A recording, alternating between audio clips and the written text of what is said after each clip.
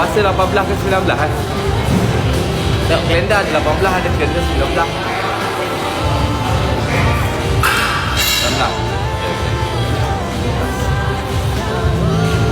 Khamis. Okay, 19.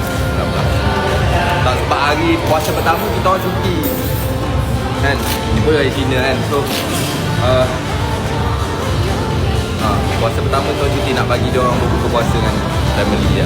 Saya pun nak buka puasa dengan family.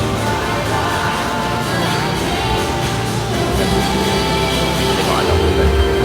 Ya lah.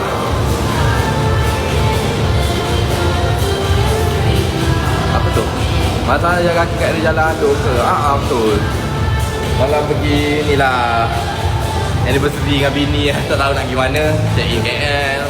Pergilah, jalan lama tak jalan Bukit Bintang. Tahun ada.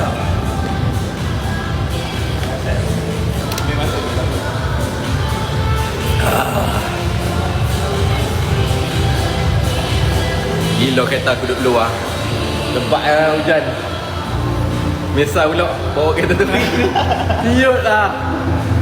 Dah cakap lah. Dia baik tak